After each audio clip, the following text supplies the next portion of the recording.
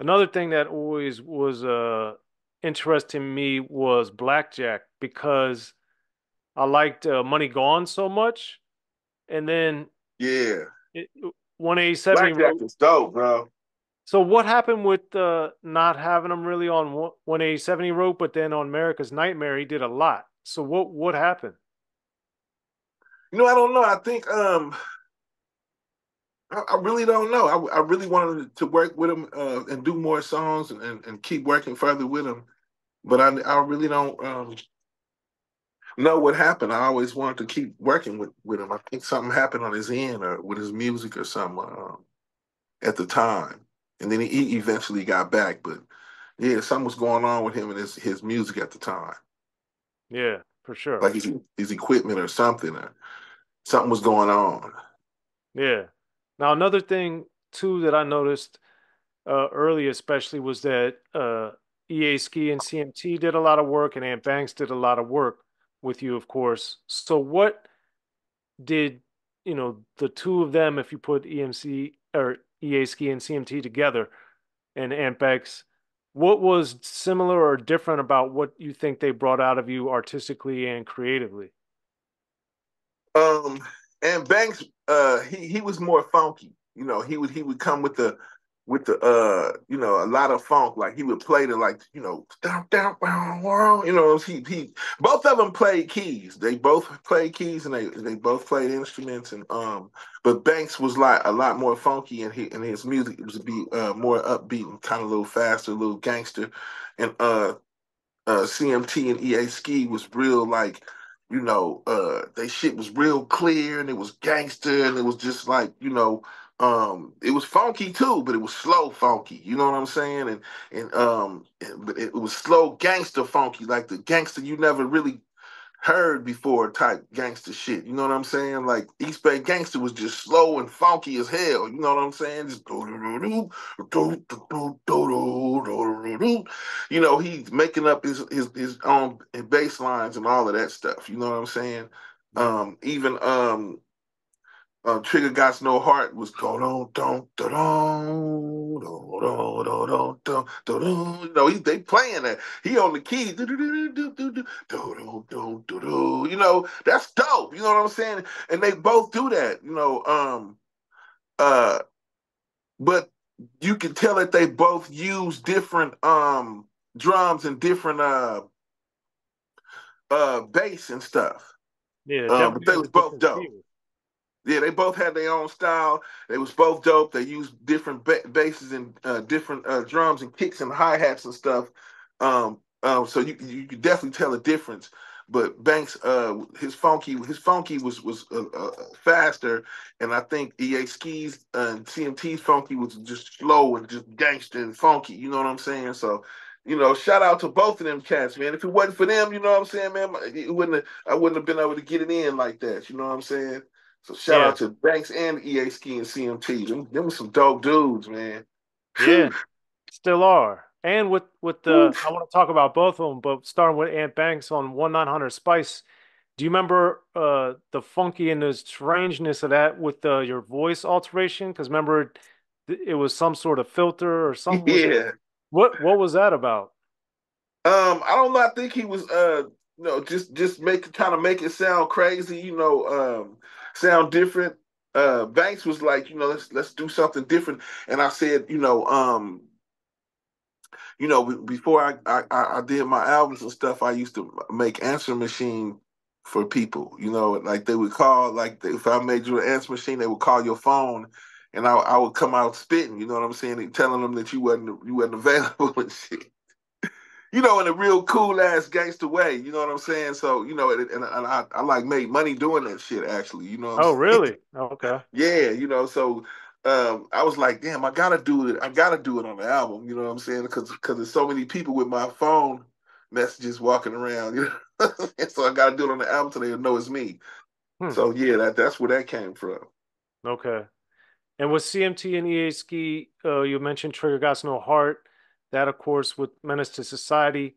So with a song being in it, it's so different now. So I wanted you to kind of put in context so people can remember or understand.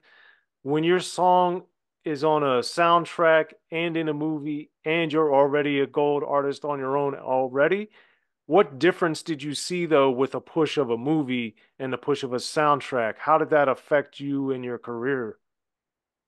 Well, it definitely takes you from it take you from rap star status to movie star status. Even if you got a song in the movie, you know, I can Google Spice One movies and all of the soundtracks that I was in to come up. So it's still people still remember you from movies if they know your songs and stuff. And so and it's cool for me to say, if they never heard of me or they say they don't know my music, I'll be like, have you seen Menace to Society? Have you seen Tales from the Hood? And Jason's Lyric. I ask if they've seen these movies, and if they say yeah, and I'll be like, well, you heard my music. You know what I'm saying? That's Hmm. the cool part about that. And like I said, it does give you like more of an edge on when you're walking through Hollywood too. The movie stars know who you is and they respect you because they remember your song in the movie and what it made them feel like when they watched the movie on that part. Hmm. Okay. And what was, I remember too back then in this early 90s era, 1993, do you remember, did you guys have a decision, a hard decision, or was it not even a thought to put Trigger Got No Heart on 187 He wrote? Um, it was definitely, I was like, no, let's put it on the album if possible. If we can put it on the album and put it on the soundtrack too, then let's do it. Because it was definitely one of my favorite songs. When it came down to Spice One's favorites on my on my albums, Trigga Got No Heart is definitely in the top five. So did you write it for Menace, or did you make it and then you gave it to them, or how did that work? Well, I wrote it. I wrote it for Menace. I wrote it for Menace. But because I had seen the script, and no, what I think I had already had the song written down, and I figured out. I mean, I got the script or whatever, and I was supposed to be O-Dog. I remember that. And I was like, I got a song for this too, and they was like, well, we want you to do the soundtrack. Uh, since the O-Dog part didn't fall through because my management didn't keep in touch and handle his business right, so I ended up firing his ass. You know what I'm saying? And so they gave me the soundtrack, and I was cool with that. And I was like, here, I got some dope ass lyrics I can put to this movie. You know what I'm saying? Um, And so when I heard the beat from E.A. I was like, oh yeah, they fit perfect, to this track. And let me throw this reggae shit in there, and it just sounded like I gotta put some reggae in there. It's too slow. It's too slow not to have no reggae shit in it. And I'm like, not it's too slow, but it's too slow not to have me go me Kelaman with me, glug glug. You know what I'm saying? Like let me spit some of this shit up in here and give it a whole another feel and shit. Hmm. Okay. And with the different fields and your influence and a lot of the things I forgot to mention with Welcome to the Ghetto, or Welcome to the Ghetto. You were saying, I wonder if heaven got a ghetto.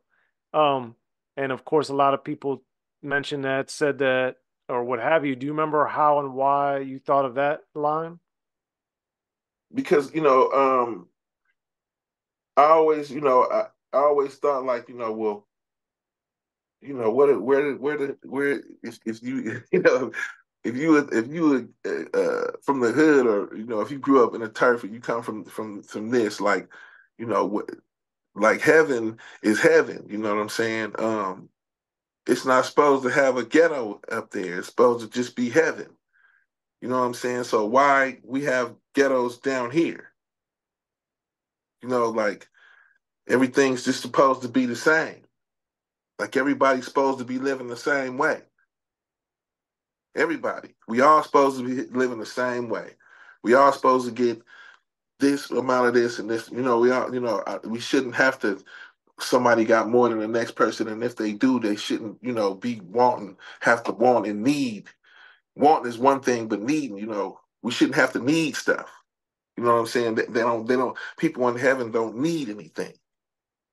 They don't want anything.